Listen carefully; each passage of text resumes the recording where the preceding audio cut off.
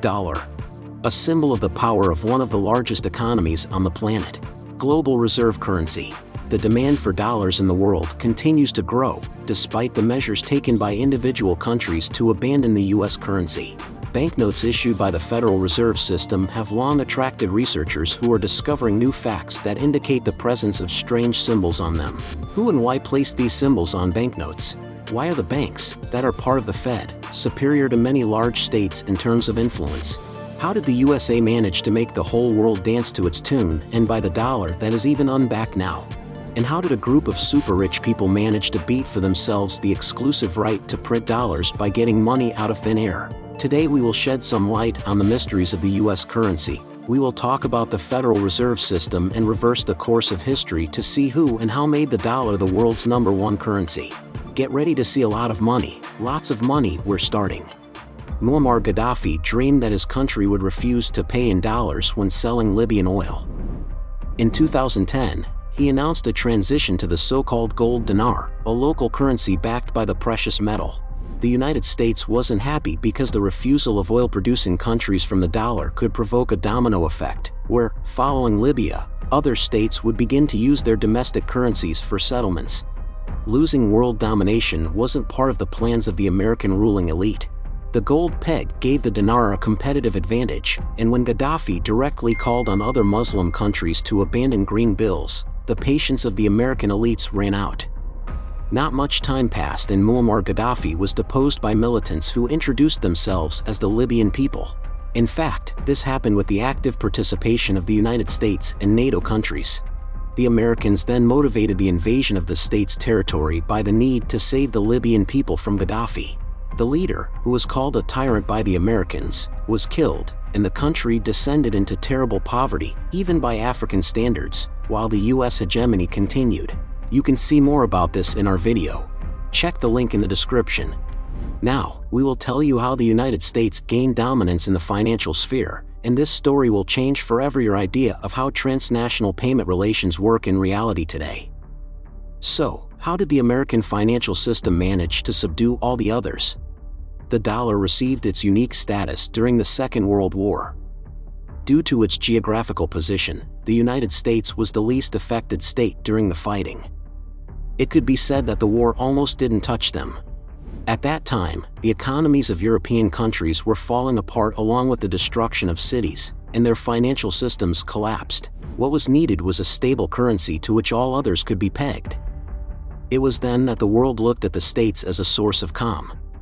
The US economy was powerful, but the dollar itself didn't yet have exclusive status. A plan has matured in the American banking system to take over world markets with the help of the dollar as the world's reserve currency. For the first time in human history, a legal tender of one state, according to the plan, was to dominate the entire planet Earth. The Americans suggested a system where their currency was pegged to gold at a rate of $35 per ounce, while all other currencies fixed their rates against the dollar and couldn't change them by more than 0.75% in any direction. As a result, it turned out that it was impossible to exchange any currency for gold, except for the dollar and the pound. To buy gold, one had to first buy a dollar or a pound. This is how the Bretton Woods system of financial relations developed. In some ways this mechanism wasn't bad. In the situation of the most severe post-war crisis, it protected the economy from hyperinflation. But it was good only as long as the dollar itself remained stable. The United States joined the arms race with the Soviet Union, then there was an extremely costly competition between the superpowers in space flights, and as a result, the states were mired in debt. They began printing dollars uncontrollably to pay for the Vietnam War as well. Soon, most countries realized that the whole world was financing the deficit of only two countries, the US and Great Britain. Since the external debt of these two states exceeded the level of gold reserves, there were more dollars in circulation than the gold that backed them. It was seemingly time to abandon it as an international means of payment. But how to do this if the fall of the dollar would crash the world economy, which just recovered from the war? By the beginning of the 1970s, the dollar had fallen in price so much that gold was literally flowing out of American vaults. Due to the inability to back the dollars with gold, its credibility was rapidly declining. But the world held hostage by the US currency was forced to make another compromise. The United States officially canceled the exchange of dollars for gold, and the rest of the countries switched from the gold standard to the paper dollar one. From now on, the solvency of the US currency has been based on nothing. More precisely, it is believed that it is based on the strength of the American economy, which in turn relies on the unique status of its currency. Vicious circle. The financial systems of the world states found themselves in a suffocating dependence on dollar settlements. And how easy it is to break free of it, that's what the fate of Muammar Gaddafi shows us. More than 200 world states and billions of people, without giving themselves an account of this, use the dollar every day, since transactions on the stock exchanges take place in this currency in the vast majority of cases. Oil, gas, metals, grain, literally everything depends on how the US feels. The dollar is even the official currency of many less developed countries such as El Salvador, Panama, Ecuador, and a bunch of others. The economies of these countries are 100% dependent on the financial system of the United States. Few people know that before 1945 in America there were notes in denominations of $500, $1,000, $10,000, and even $100,000. The latter was issued for a very short time and couldn't fall into the hands of an ordinary American, because it was used only for settlements between the US Treasury and the Federal Reserve banks. Such bills didn't fall into public circulation. After their release stopped, most of the 42,000 printed banknotes were destroyed. The Fed claims that absolutely all banknotes issued by the US government since 1861 are still accepted without restrictions and have full face value. But it's more profitable, of course, to sell such a bill. After all, their collection value is much higher than the face value. Here's another fact. Pieces of paper, as dollars are sometimes called, in fact, aren't paper at all. They are 75% cotton and 25% linen. And there are also these rare collectible $10 bills of 1914, which were printed on hemp paper. The back of this note features an engraving of farming by Marcus Baldwin, Pennsylvania. At that time, Pennsylvania was the center of hemp growing, and the plants depicted in the bill are much taller than wheat and flax. Apparently it is hemp. The degree of protection is impressive. Counterfeiting modern American bills is extremely difficult because watermarks are sewn into the inner layer. And finally, about symbols. Banknotes are literally stuffed with them. The most research attention is attracted by the $1 bill. Behind the ones in each of the four corners of the bill is a cross similar to the cross of the Order of Malta. Some say it's a mill. Some interpret the silhouette as a four-leaf clover. There is a code at the base of the pyramid. Roman numeration means 1776, when America became an independent state. Right in the center of the banknote there is an inscription, "In God We Trust." Of course, the decision to put this phrase in the very center of the bill is the right of the US monetary authorities. It's only curious how zealously they protect the inscription from attacks and even just questions from discontented people. In 2018, a group of 29 atheists filed a lawsuit in the US court, arguing that the motto on banknotes violated the First Constitutional Amendment. Among other things, it guarantees religious freedom to all citizens and prohibits the establishment of a state religion. The case was eventually transferred to the US federal court, which decided to leave the inscription on dollar bills and coins. However, there is little surprise in this decision. For the first time, the phrase about trusting in God appeared in 1864. It was adopted as a national motto almost 100 years later, in 1956. During this time, various people tried to argue with the government and the Fed, demanding to remove the inscription from the banknote, but produced a null result.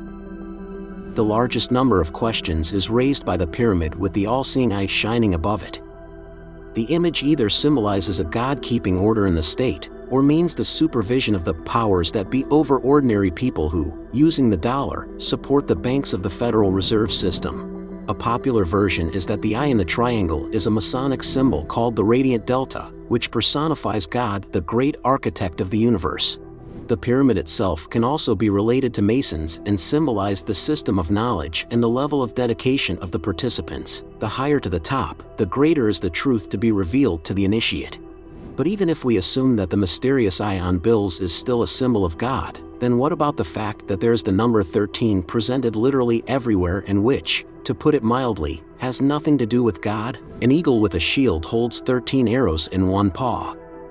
In the other paw there's an olive branch with 13 leaves and fruits. There's a version that the olive in the paws of an eagle is nothing but a symbol of peace, and arrows are a symbol of war. That sounds plausible. The eagle's head is turned towards the branch. It's interpreted as the country's desire for prosperity and peace. Ironic, isn't it?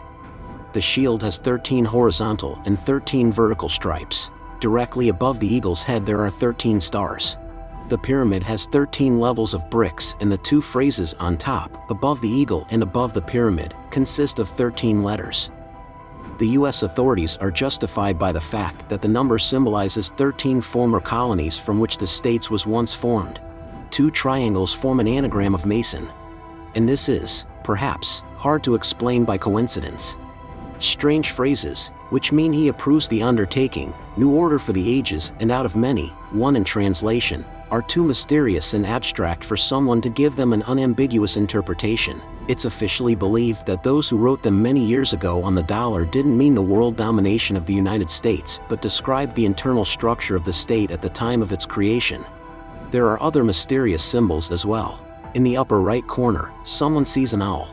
The government explained the presence of an unusual silhouette by the fact that a long time ago the creators simply made a small mistake when developing the design. Of course, the symbols themselves don't mean that much because what's more important is how things are in real life. It's there that the US Federal Reserve is considered today almost the epicenter of world evil, and for good reason. The banks of its structure print dollars and increase the very external debt of the United States, which experts so often refer to when predicting the imminent collapse of the bubble called the American financial system. The Fed was established much later than the European central banks. The place of foundation is considered to be Jekyll Island, acquired by the community of super-rich people in 1886. The most influential people of their time had access to a private club. Morgan, Pulitzer, the Rothschilds, the entire financial elite. They and their families were the owners of most of the world's wealth. It was them who developed the concept, which was later brought to life in the form of the Federal Reserve System.